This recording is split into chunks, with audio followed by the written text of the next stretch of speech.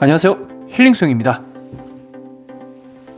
여러분들은 수영을 배울 때 다양한 쌤들에게 배우고 있나요? 이 말은 즉 초급, 중급, 연수반 쌤이 따로 있느냐 말입니다. 처음 수영을 배울 때는 초급반 쌤에게 강습을 배우게 됩니다. 그리고 시간이 지나 중급반으로 넘어가면 중급반 쌤에게 배우게 되는 것이죠. 이처럼 수영장 환경과 특성을 고려하여 레인별로 수영쌤이 있는 경우가 있고, 한 명의 수영쌤이 모든 레인을 맡는 경우가 있습니다. 이것을 종합반이라고 표현하죠. 수영장 규모가 작거나 레인별 회원의 수가 적으면 초급, 중급, 연수반 모든 반을 맡는 종합반으로 운영되는데요. 그렇다면 각 수준별로 여러 쌤들이 있는 수업과 한 명의 쌤이 지도하는 종합반 수업 장단점에 대해서 이야기해보겠습니다. 첫째, 강사쌤이 집중할 수 있는 환경. 초급반에는 정해진 루틴이 있습니다. 전체적으로 기본기가 부족하기 때문에 킥판을 잡고 발차기 위주의 프로그램을 하는데요.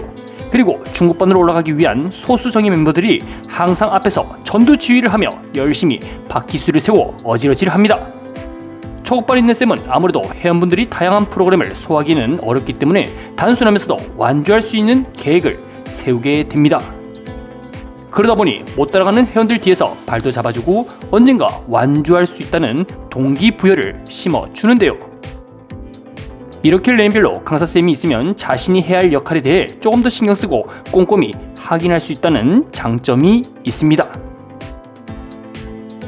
그러나 종합반쌤의 입장은 다른데요. 초급에서 3바퀴 갔다 올게요 하고 중급으로 넘어가 조금 더 설명을 하고, 또 연수반 사람들이 도착할 때까지 기다리고 있습니다. 목표 지점까지 연수반이 왔으면 또 피드백을 하고 다시 바퀴수에 목표를 주고 초급으로 넘어가 또 회원들의 자세에 집중을 하게 됩니다. 레인을 자꾸 넘어가면서 말을 하다 보니 몸보다는 목이 더 지치게 되는데요.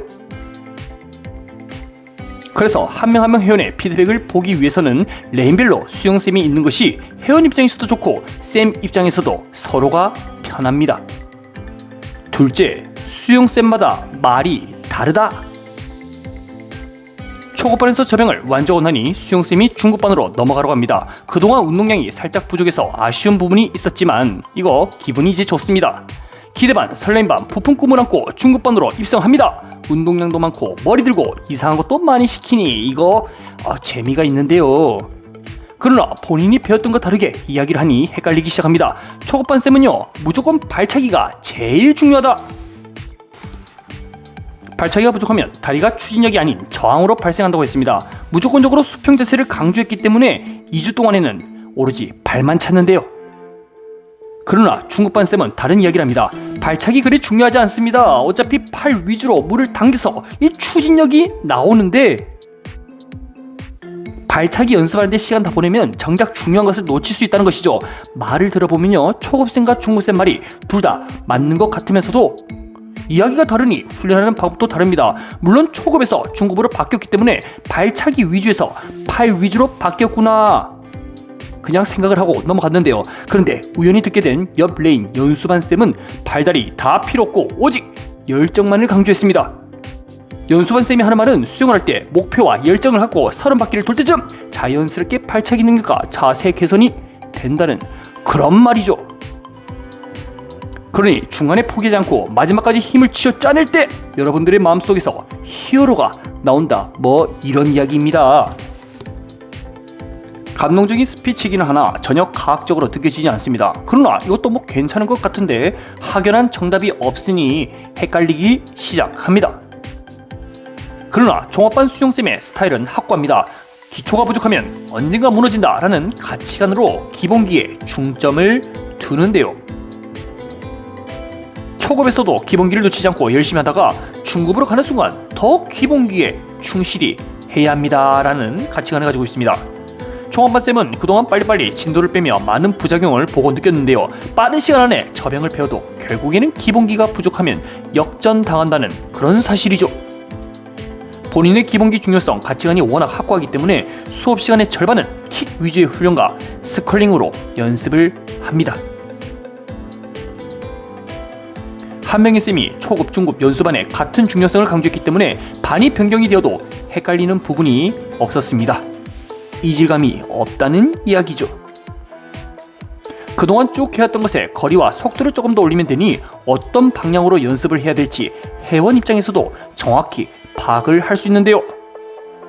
여러 레인 연습한 사람들을 보고도 이렇게 연습하면 나의 미래도 저런 모습이겠구나 하고 충격을 받아 수영장을 옮길 수도 있겠죠. 그래서 연습한 회원님들의 자세가 좋아야 초급, 중급 회원님들도 종합반쌤을 신뢰하고 따라갈 수 있겠습니다. 한 명의 수영쌤이 모든 반을 맡게 되면 자신의 훈련 방법과 가치관을 통일시킬 수 있다는 장점이 발생하지만 각 레인별 수영쌤이 있을 경우 생각하는 부분이 다양하기 때문에 회원 입장에서는 또 반 변경할 때마다 오류가 발생할 수가 있습니다. 셋째, 게으른 쌤, 열정 있는 쌤. 개인 레슨이 아닌 이상 집 앞에서 수영장을 갈 때 수영쌤을 선택할 수가 없습니다. 초급반에는 김철수쌤, 중급반은 박강수쌤 이렇게 미리 정해져 있기 때문에 자신의 수준별에 따라 들어가게 되는데요. 그런데 이거 초급반 철수쌤하고 중급반 강수쌤의 수업하는 열정이 너무나도 차이가 나는데요. 초급반 철수쌤은 준비 운동이 끝나자마자 바로 입수, 풍덩 하고 들어가 한 명 한 명 회원들의 발차기와 어깨 회전이 잘 돌아가도록 팔을 집중해서 잡아주는데요. 그러나 중급반 우리 강수쌤은 조금 다른데요. 회원들에게 자유형 10바퀴를 시키고 어디론가 사라졌습니다. 화장실에 가서 양치질하고 계시는 강수쌤, 쉬는 시간에 담배 피고 냄새를 제거하기 위해 수업 시간을 활용하는 우리 강수쌤.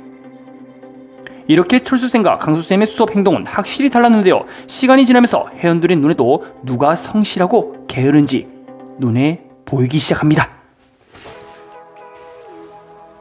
이번 달 초급반 몇몇 회원님들은 중급으로 넘어가야 하는데요. 열정적인 철수쌤에게 배웠던 회원들이 중급으로 넘어가 게으른 강수쌤에게 배울 생각을 하니 까마득합니다. 차라리 운동량은 부족하지만 꼼꼼하게 지도하는 철수쌤에게 오랫동안 지도를 받고 싶어합니다.